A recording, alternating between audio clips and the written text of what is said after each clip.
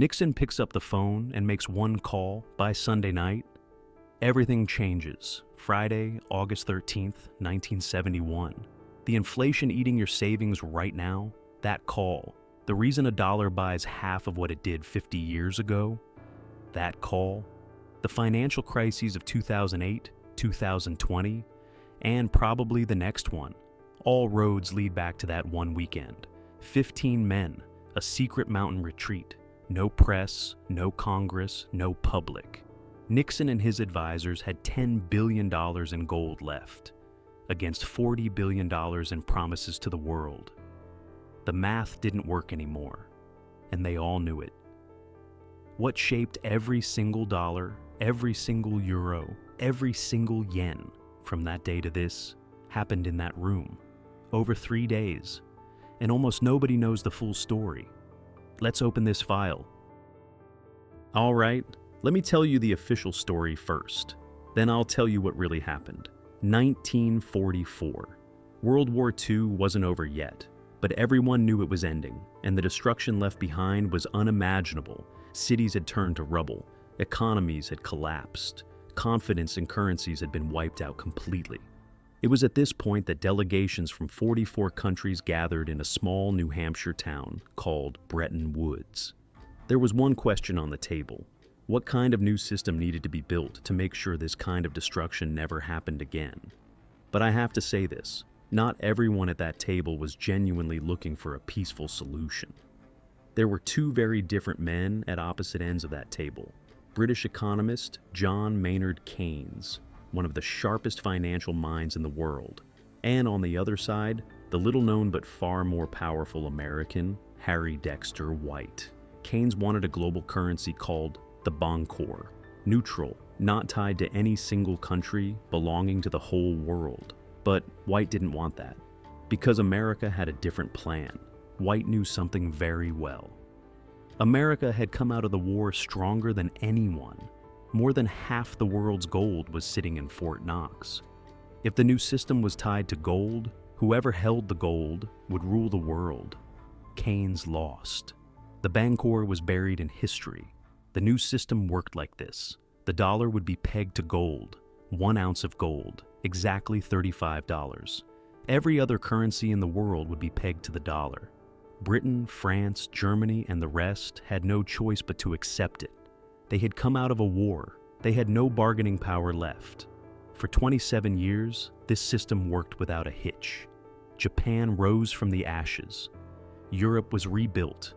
The world experienced the fastest economic growth in history. But the system White built had a hidden flaw. America was both the referee of the game and its biggest player. Those two roles couldn't coexist for long. Now, let me tell you something no textbook ever fully explains. In the early 1960s, America was the world's undisputed leader. The economy was growing, the dollar was strong, Fort Knox was full. Everything was perfect. But a decision made in Washington was about to change everything. The Vietnam War. In 1965, President Johnson saw two options: either pull out of Vietnam and let communism spread, or go to war and win. Johnson chose war. In the first year, he added $20 billion to the budget, more the next year, even more the year after that. The total cost of Vietnam, in today's money, exceeded $800 billion. Here's the critical question. Where did he find that money? He didn't raise taxes. He didn't ask the public for sacrifice. Instead, he did one thing. He printed money. Under the system, every dollar printed was theoretically supposed to be backed by gold. But the gold wasn't there. The reserves in Fort Knox started melting away. In 1950, America held 65% of the world's gold. By 1970, that number had dropped to just 22%. Think about that for a second. 2/3 of the gold reserves had vanished in 20 years. And here's what made it even worse. The amount of dollars piling up around the world far exceeded the gold sitting in Fort Knox. If everyone had shown up at the same time demanding their gold, America couldn't have paid. The system was technically bankrupt, but nobody knew it. Not yet. And it was right at that moment that France stepped onto the stage. Charles de Gaulle, President of France, a proud man who had never trusted America. De Gaulle had never liked the post-war world. He called the system America built at Bretton Woods an exorbitant privilege. America was printing paper money, selling it to the world, and getting real goods and services in return. To him, this was plain injustice. And in 1965, he made his move. February 1965. De Gaulle held a press conference at the Élysée Palace. In front of cameras, in front of the whole world, he said it plainly. France would be converting its dollar holdings into gold. This wasn't just a statement. This was an open challenge, and he followed through. The French central bank sent $150 million, a staggering sum at the time, to America, with one demand: give us gold. America had to comply. That's how the system worked. But de Gaulle didn't stop there. He invited other countries to do the same. Some listened. West Germany started questioning the system. Smaller nations grew uneasy, and the most critical blow came from Britain in 1971. Britain demanded $3 billion worth of gold in a single move. $3 billion. A figure that was far beyond what Fort Knox could handle at that point. The briefing landed on Nixon's desk that afternoon. Nixon read it and did one thing. He picked up the phone and called Camp David. Now, let's step inside that room. August 15th, 1971, Sunday. Camp David, the most secret presidential retreat in America.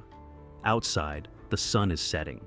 Inside, 15 men are sitting down, and the tension in the air is almost unbearable. Nixon at the head of the table. Around him, economic advisors, Treasury Secretary John Connally, and one of the most powerful figures of the era, Paul Volcker. Before the meeting began, Nixon gave a single order. No one makes a phone call out of here. No one. Why? Because if what was about to be discussed leaked out, markets would collapse, speculators would move, and the last of America's gold would evaporate overnight. But here's a detail very few people know. Not everyone in that room agreed. Treasury Secretary Connally was decisive. Tear down the system, free the dollar, show the world America's strength. To Connally, this wasn't weakness. It was a strategic power move. Volcker, on the other hand, was uneasy. He was an economist. He knew the numbers. And he could see what this decision would mean in the long run better than anyone else in the room. That night, he said it clearly. We're opening Pandora's box. You won't be able to close the lid again. Nixon was caught between the two. He was on the verge of making a historic decision. On one side, Connally, powerful, charismatic, resolute. On the other, Volcker, cautious, worried, but whose voice wasn't carrying far enough in that room. Nixon made his decision. There was no going back. Connally won.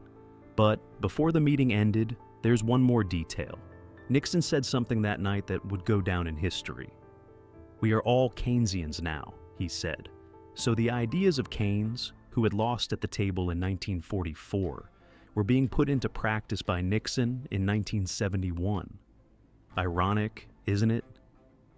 Monday morning, Nixon stepped in front of the cameras. He straightened his tie, smoothed his hair, and told the world, the dollar is no longer backed by gold. It was a 15-minute speech. It buried a 27-year-old system in history. But now, let me tell you what wasn't being said in that room.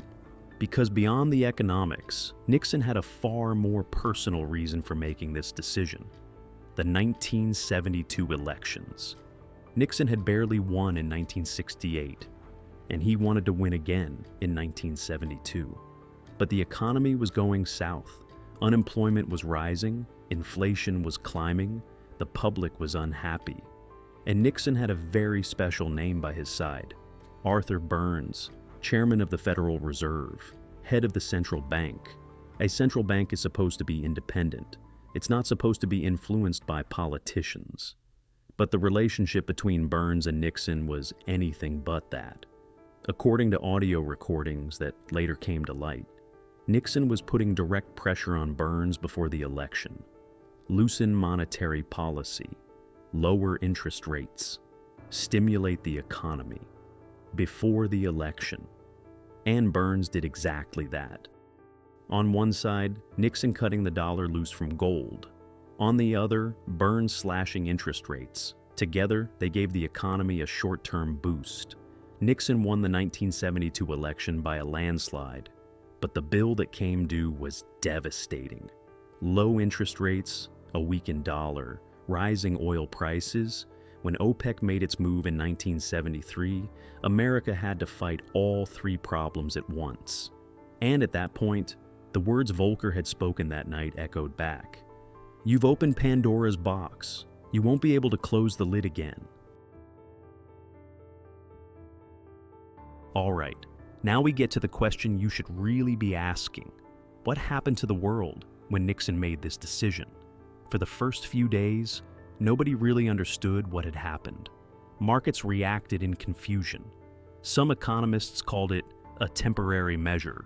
Nixon's advisors said everything is under control, but it wasn't under control. The dollar was floating free. It was no longer tied to anything. And when the markets realized that, the first reaction was shock. The dollar started losing value. Fast.